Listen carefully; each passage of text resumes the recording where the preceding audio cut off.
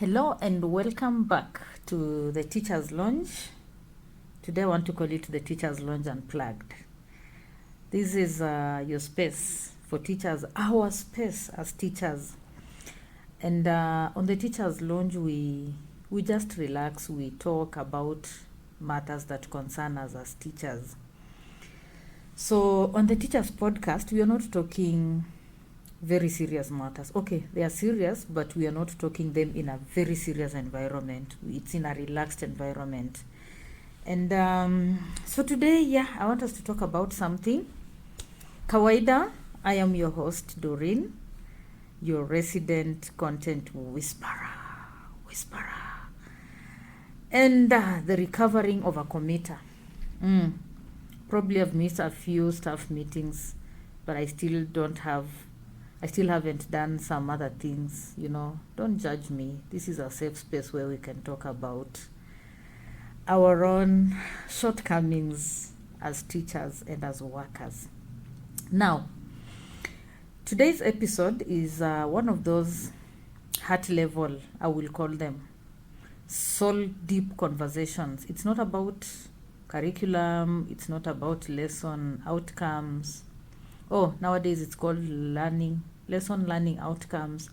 It's not even about the professional development hours or the changes in curriculum or the grade 10 curriculum, We're all still trying to understand all of those things.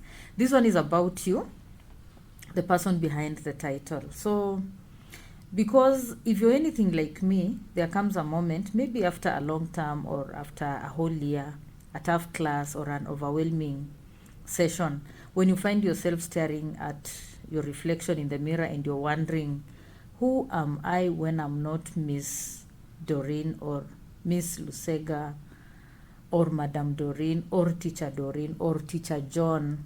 You understand what I mean, right?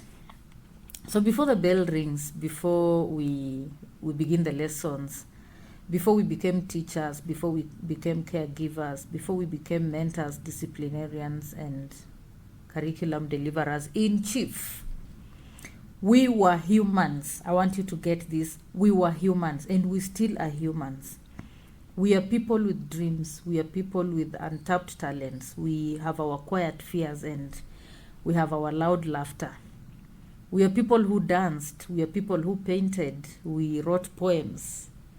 We journaled, we started side hustles, or maybe we even just loved sitting in silence with a hot cup of tea or coffee or a glass of cold juice, or maybe just a bowl of popcorn. We just enjoyed our time. We existed even before TSC numbers or the staff IDs. But somewhere along the way, the job and for the teaching profession, I will say it's the calling, because we say teaching is a calling. So somewhere along the way, our job, which is again our calling, took over. And while we love it, it's easy to start shrinking into the role of forgetting the rest of ourselves. So today, I just want us to press the pause button for a while. I want us to take a breath. I want us to peel back the layers and do some soul searching together. So this episode is for you, the teacher who has poured out so much that you forget what it feels like being you, or what it feels like being full. This is for you who is tired of being on all the time. Sometimes you don't even press the off button. You don't switch yourself off. You're always on. This is for you. I want us to unpack this question in this episode today. Who am I beyond the classroom? Who are you beyond the classroom? Who are you beyond that school? Who are you beyond the lesson plans? And what does rediscovering that answer matter to you more than ever? So let us dive in. Grab your cup of coffee, grab your glass of juice. Relax on that couch, wherever you are seated under a tree. Let's dive in. So, you're such a good teacher. Now, this statement, we hear it all the time, maybe from parents, from colleagues, from neighbors, from people in church, even total strangers who overhear as when you're explaining something passionately, and they will go like, you must be a teacher. And then what happens? We smile. Maybe we even nod with pride because, we work so hard, we care, we give our best. But over time, that compliment begins to feel like a little box we've been stuffed into. Because what started as a recognition slowly becomes a label. I don't know about you, but for me, I will tell you the truth. For me, the day I officially became Teacher Doreen, something really shifted in me. Something big shifted in me. Suddenly it was like people stopped seeing the Doreen behind the teacher role. Like my full name was replaced by my job title. I was no longer Doreen, I was teacher. I was madam. In fact, sometimes you walk into places and people will just call you madam. They don't even know your name. They call you madam or they call you teacher. So it's like your job title has taken over your full names. And so it looks like you have signed a lifelong contract to be responsible, to be helpful, and to be perpetually on duty. Sometimes I even go to church and before I even sit down properly, people will be like, madam teacher, can you help with Sunday school? We know you can, right? Some will say that you're good with children. Please organize them for the Christmas play. Some will go like, you people who are teachers, you must have so much patience. And I agree. As teachers, you must have patience. And sometimes even at family gatherings, someone will just say, ask Doreen, she's a teacher, she will know. Or sometimes, at a family gathering, people will come with their children. And what happens? Nobody's standing, for their own children. They'll be like, Teacher Doreen is here. She will take care of the children because that's what she knows best. So it's like society hears the word teacher and automatically it adds other things like therapist, cleaner, caregiver, planner, unpaid community mobilizer. We get all of those by the mere fact that we are teachers. And I don't want you to get me wrong because, yes, there is honor in the profession. Teaching is an honorable profession. It's a noble profession. But I started to notice something that is really troubling because it's like my job swallowed all the other things I used to be. Because before I was a teacher, I was so many other things. I had a life. It's not like I don't have a life, but it's like my life was squeezed literally out of me. Because initially I would stay up late. I loved reading stories. I would stay up late, laughing at those ridiculous stories. The kind with holes in the plot, big enough to drive a bus through. And I didn't care. I read because it was my joy. I wasn't reading for lesson preparation. I was a quiet girl who loved to write short poems at the back of my books, because that really mattered to me. I was someone who loved music. I still do. I loved journaling. Well, nowadays I guess I no longer journal like I used to do back then. I used to love long bus rides to nowhere with my thoughts. I was someone who got lost in thoughts about life, about love, about purpose. But that was before I submitted to grades by 4 p.m. But slowly, painfully, the Doreen, got buried under a mountain of schemes of work, lesson plans, WhatsApp group noises, staff meetings, updates, setting of exams, marking of books, trying to survive the whole term with my sanity semi-intact. So I found like my life had really changed. I now started living in a cycle of waking up, preparing, going to school, teaching, marking books, then coming back home with more books to mark, sleep, staying up too late, and then the cycle repeats again. So that became my life. And at some point, I forgot what it felt like to just be Doreen. I mean, not teacher Doreen, not Miss Doreen, not Miss Lusega, but just me, just Doreen. And I'm wondering, does this sound familiar? As you're listening to this, does it sound familiar to you? Have you ever looked in the mirror and you realized you're not quite sure who's looking back at you? Outside of the role you perform every day, outside of the teacher role, it's like you're not sure who you are anymore. Because that's the thing with the teacher label. It's not that it's bad, it's just that it can become so big that it overshadows everything else. Sometimes we even start to forget that being a great teacher and being a whole human being are not the same thing, and they should not cancel each other out. Anyway, so let's talk about what happens when the teacher role takes over completely. When it becomes more than a job and it starts consuming your time, your energy, even your identity. Because, let's be honest, teaching is not a leave it at the gate kind of a job. Is it? I mean, yeah, we carry our students' stories home, we carry books home to mark. We have to do our schemes during the holidays when you're supposed to be resting. We need to do our lesson plans daily. So what does that mean? After school, you still have school work to do.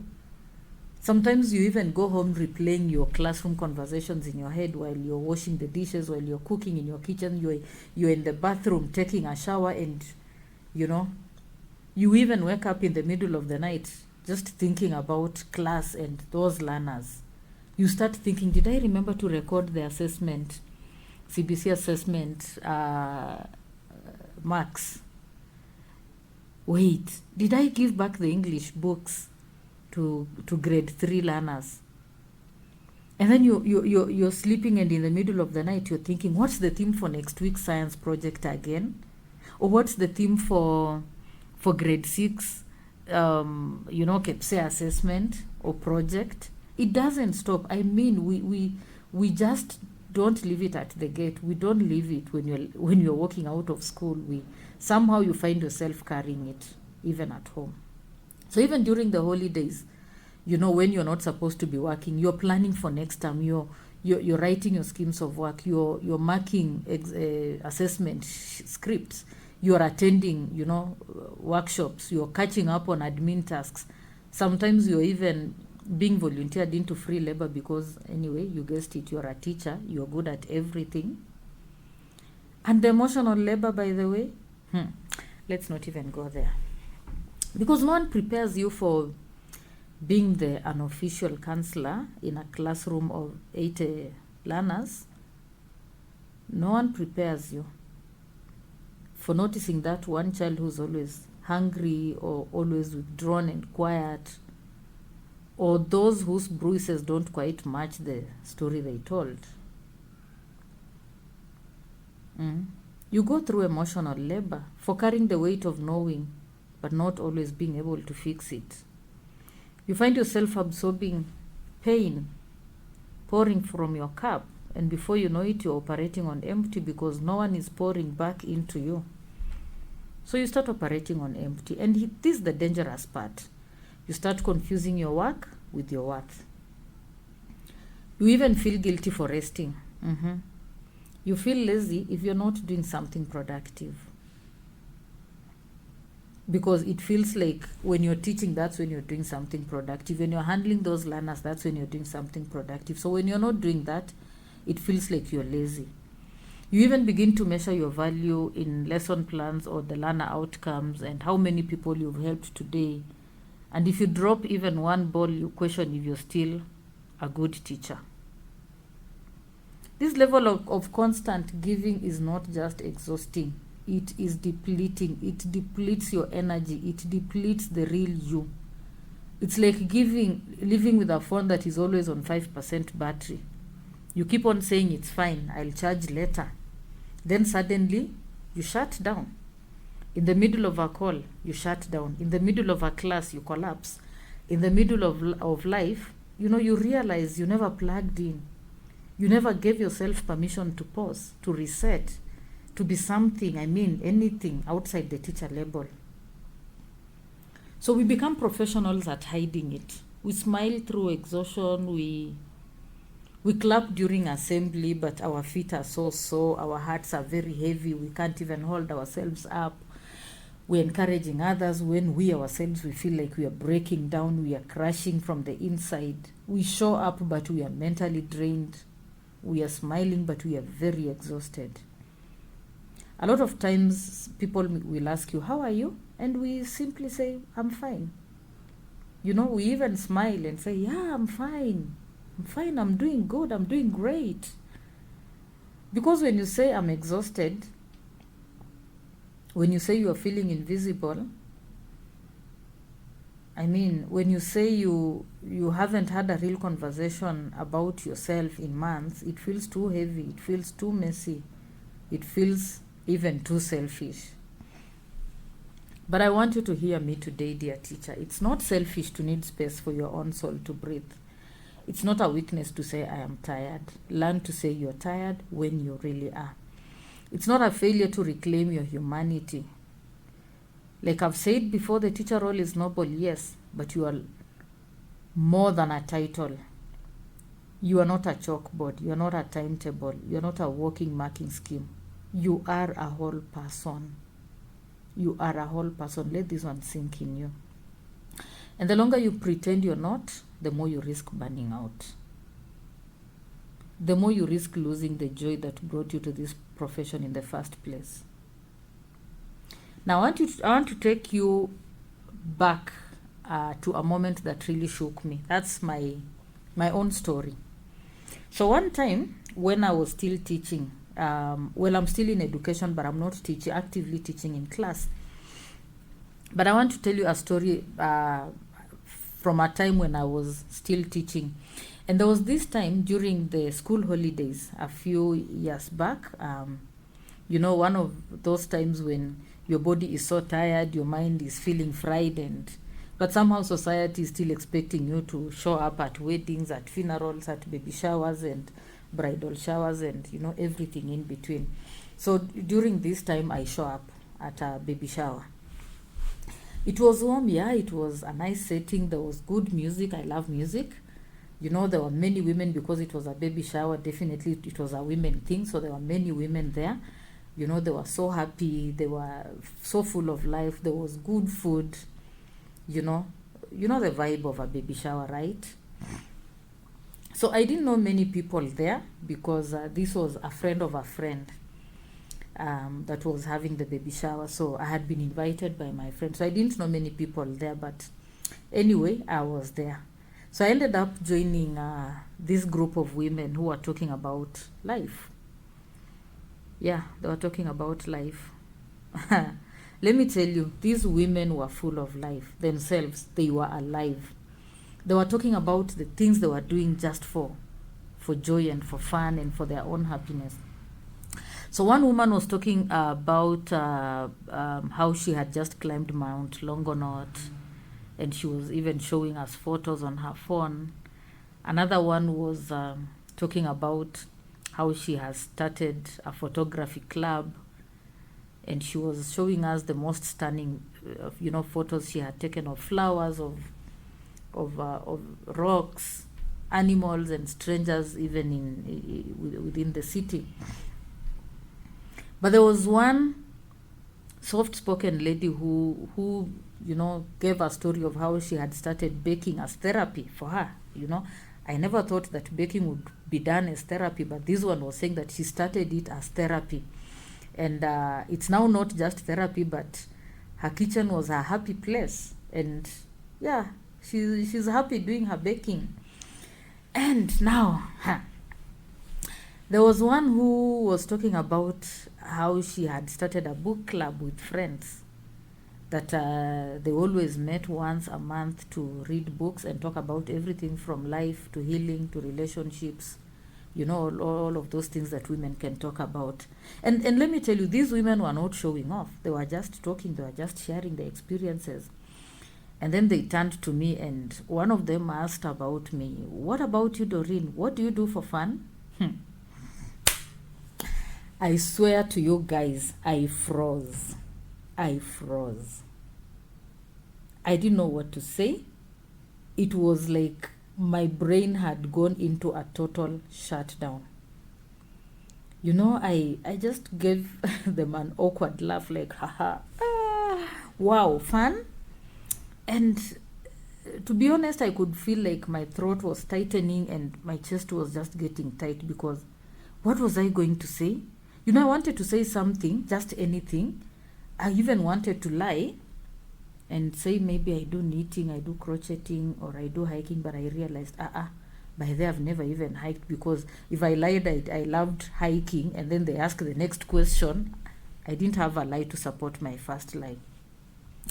Anyway, the truth is, in that moment, I couldn't think of a single thing that I did purely for myself, just for fun, for pleasure, for no reason except that it made me feel like me.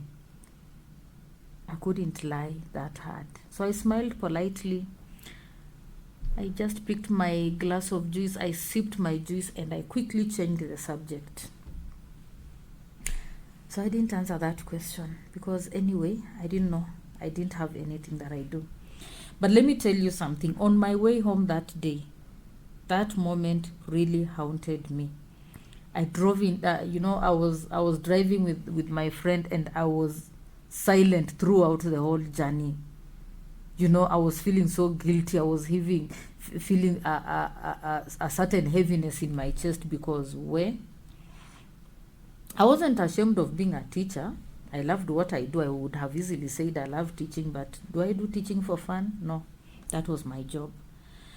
So anyway, I felt like I had lost something important along the way, because anyway, who am I really? I was asking myself that question the rest of the journey home.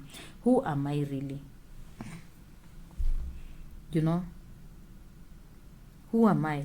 Just me, Doreen. Who am I when I'm not a teacher? And I remember that night, by the way, when I was home, I just stood in my mirror and I stared at myself in the mirror, and I whispered something I had never asked myself in years. And this is what I asked myself: Doreen, who are you when no one needs you? Who are you when you're not in school, when you're not with those learners?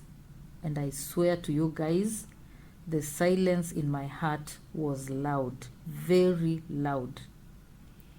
I didn't cry, but my soul cried bitterly, because I realized I had become function without feeling.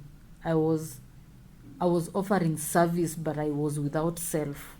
I was without myself. I was showing up for everyone except myself. And let me tell you guys, since that day, I went on a slow, clumsy, beautiful journey of rediscovering who I am. And let me tell you, it's not like I decided to abandon the teacher in me, no. But it was to find the parts of Doreen that got left behind in the race to meet expectations of my profession, expectations of society, expectations of family. I needed to rediscover Doreen. And maybe as you're listening, you're feeling the same tug. You're feeling the quiet pain in your heart. You're feeling that sense that something is missing, and that something is you. And if that's where you are right now, I want you to hear this, that you're not alone, and it's not too late. It's never too late to come home to yourself. And I want to ask this question: how did we get here? How did we get here where we are losing ourselves? How did we get to the place where we're asking ourselves, what do I enjoy? It feels like a trick question, right? Where, let's be honest, the system did not just hand us a chalkboard and a smile. It handed us a script, and in fine print, and the bottom of it said, you are only valuable if you're giving everything. And we bought it. We bought that script. We internalized the idea that being a good teacher meant being a sacrificial lamb. We thought that it meant I'm the one who arrives early and stays late and eats while standing up and carries all the learner stories home like invisible luggage, and dips into my own salary to buy chalk and sanitary pads and exam papers and pencils for the learners whose parents didn't get them pencils from home. And we clap for that teacher. I mean, we clap when we see teachers do that, because that's what the system sold us. That is what the system handed us. And nobody tells you that, that applause often comes with exhaustion, that being the strong one quickly turns into being the silent one. And that over time we don't just serve, but at some point, the sad thing is we disappear. We even forget we had hobbies. We start saying things like, oh, I used to write poetry, like myself. I used to draw. I used to sing in the choir. I used to laugh a lot. I used to read a lot. By they, myself, nowadays, I don't read a lot. So used to becomes, the main part of all our statements. I used to do this. I used to be this. I used to like this. Because somewhere along the line, guilt moved in and made itself a home in us. And we think maybe I should rest this weekend, but then guilt will whisper into your ear, oh, you want to rest? What about the learners who need help in revising? So you find yourself again on a weekend, you're headed to school. At some point, you even want to say no to another responsibility, but the guilt in you will say to you, you're lucky you even have a job, just do it. So, you find yourself just saying yes to every other responsibility that comes in, and little by little, your own needs begin to feel selfish. Like taking care of yourself means abandoning others. But let me ask you something. When did we start believing that burnout was a badge of honor? When? Who told us that being constantly overwhelmed was just part of the package? Somewhere, the narrative got twisted.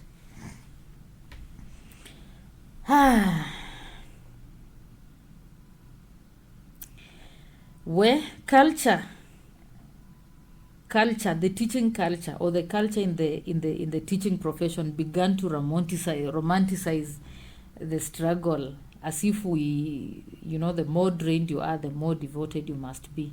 We make jokes like Tamtunia depression. By midterm, we are all zombies. And we laugh about it. We joke about it. We don't take it seriously. We take it lightly, because if we didn't, we'd probably cry. But here's the thing. Your soul was not designed for permanent burnout. Get this. Your soul was not designed for permanent burnout. No. You are not created to run on moshi, smoke, and survive on claps from people. I mean, you're not a walking syllabus. You're not a bottomless cup of emotional labor. No, you're not. You're not a resource to be used up. You are a person. You are a full human being. I mean, a human being with a heartbeat that matters outside of the staff room, outside of the classroom. You are a human being with dreams that are still valid, very valid, even if they have been sleeping. They will wake up one day. You're a human being with needs. I mean, you have hopes, you have your fears, and yes, you have the right to be happy and to have fun. And let me say this plainly. You don't have to unrest by reaching the edge of collapse. No. Don't wait for your body to demand that rest. Don't wait for your body to collapse before you can take a rest. Don't even prove your worth by how much of yourself you can give away. No, dear teachers. Just because the system has normalized your exertion does not mean it is okay. Because everyone around you is running on empty doesn't mean you should be running on empty as well. You are allowed to take back your life. I mean, learn to take back your life. Learn to draw a line. Learn to keep boundaries. Learn to say, I love what I do, but I refuse to lose me while doing what I am doing. And guess what? When you start honoring the human behind the teacher, you teach from a deeper, richer, and more sustainable place. You teach with wholeness. And that's the version of you that your learners and the society truly need. So, where do we go from here? You might be asking.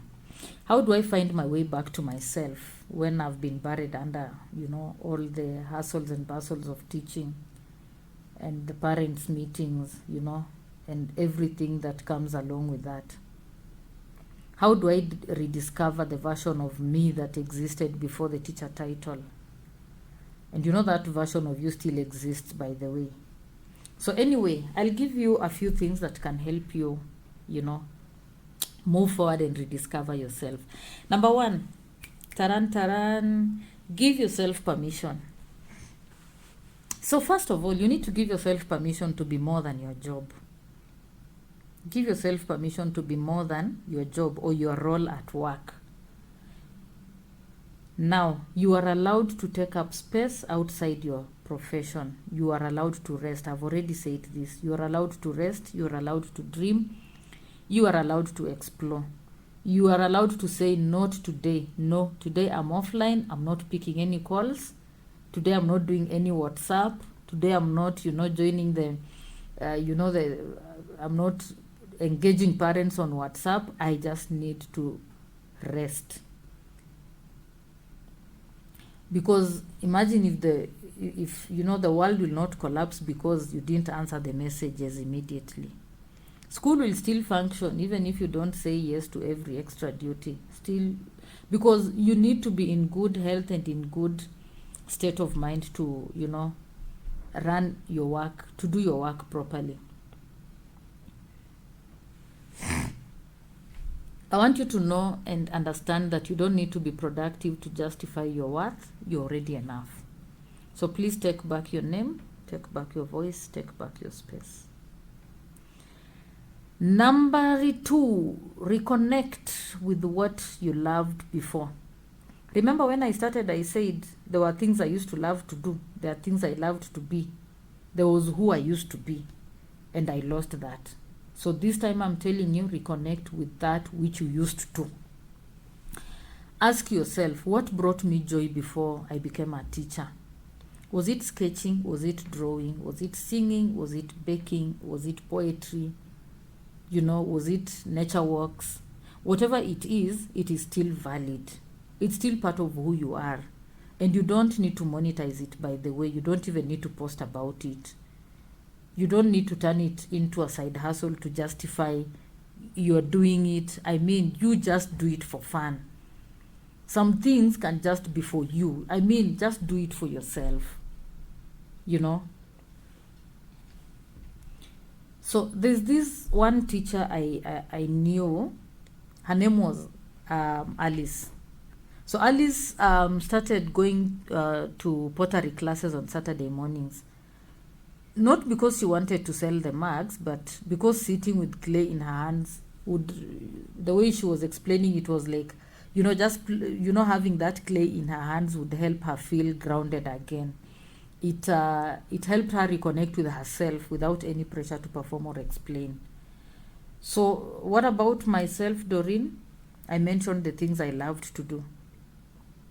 Yeah? So it might feel strange at first when you're trying to reconnect with yourself, because it looks like you're sneaking time from someone else's life. But slowly, your voice will start returning and your joy will start coming back to you. So try and reconnect with what you loved to do before you became a teacher.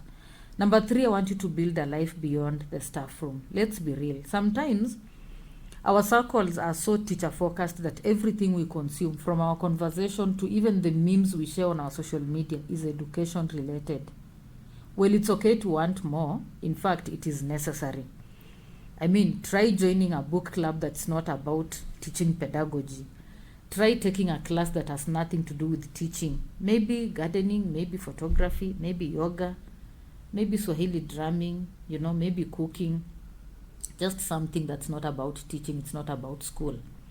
Follow online content that makes you laugh, cry, think, and it's not about marking exams. Surround yourself with many reminders that You are a whole person. You have interests, you have ideas, you have desires that stretch far beyond the classroom.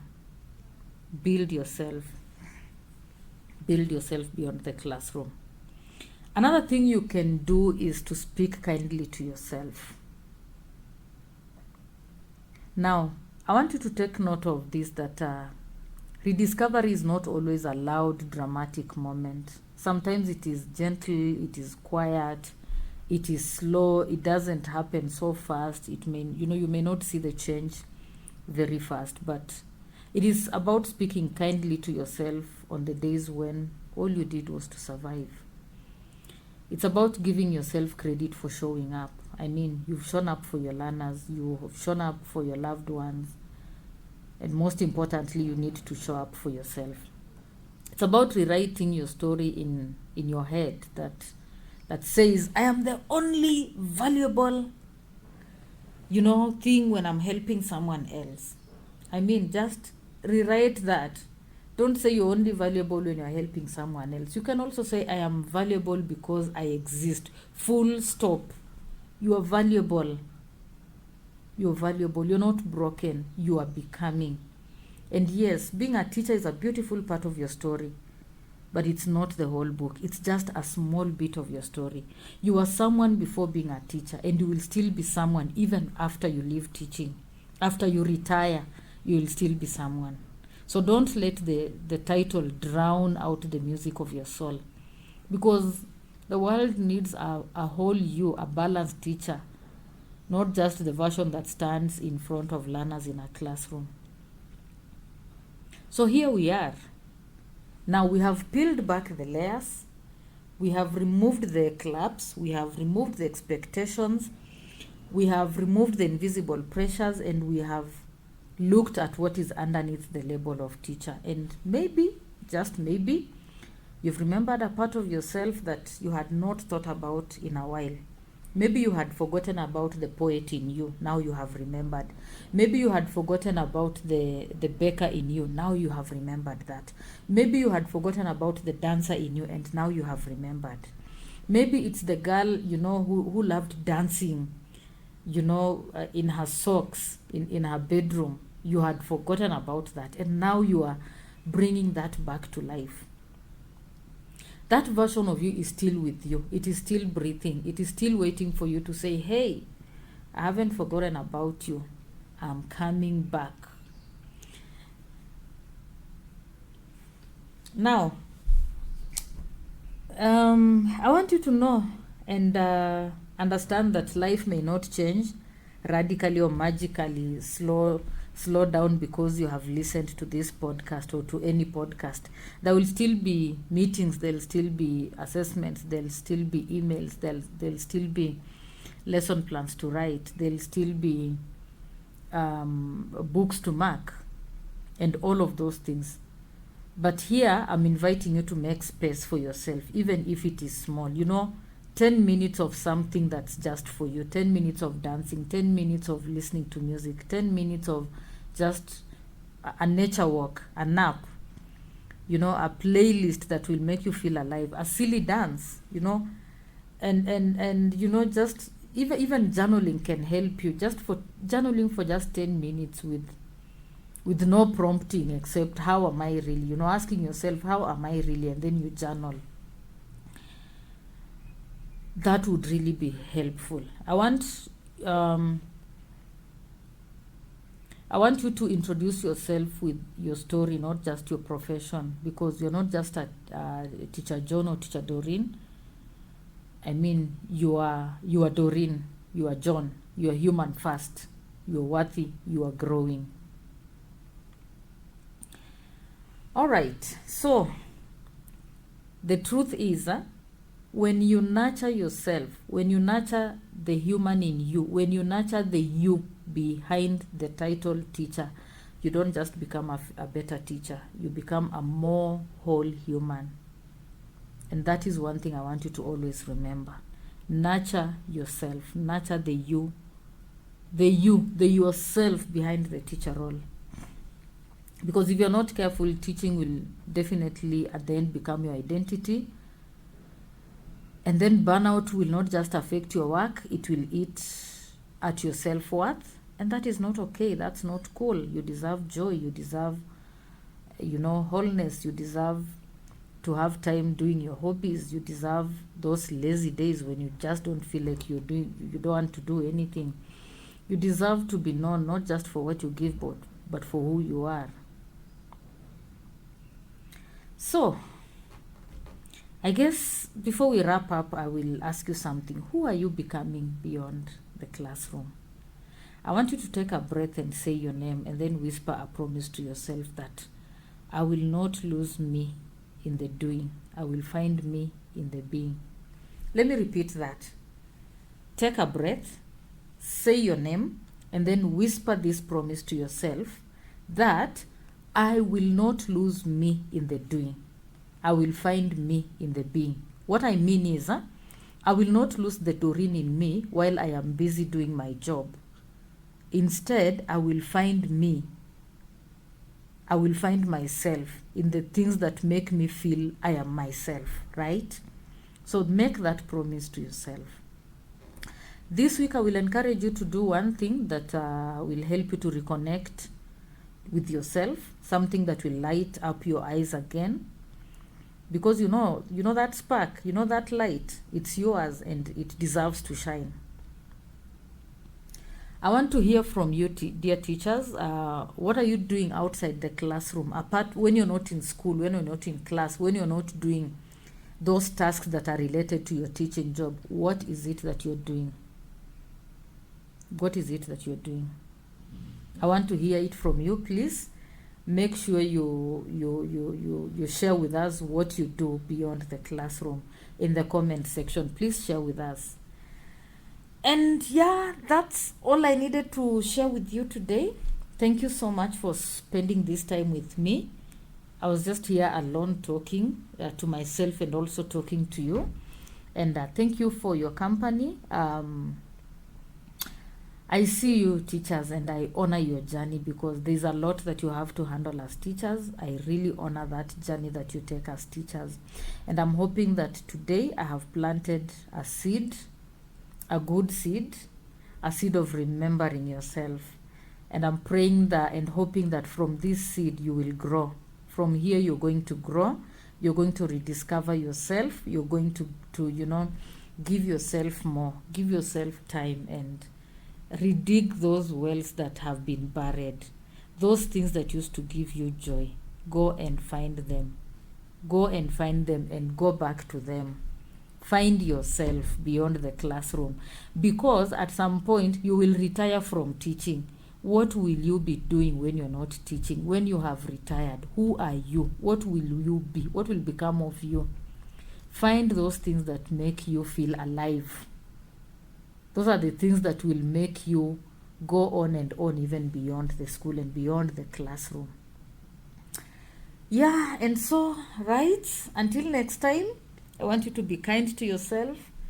I want you to remain curious about your passions. And please don't forget, you're more than enough, with or without those learners, within or without the school, you are more than enough. I'm Doreen, and this was your gentle reminder to live, not just to teach. That was my goal for this episode. Live your life. Live life. Don't just teach, but live life. Until next time, I'm just reminding you, you're more than the classroom. You are enough. Thank you for holding up with me. And have a good week. Enjoy yourselves. Bye-bye.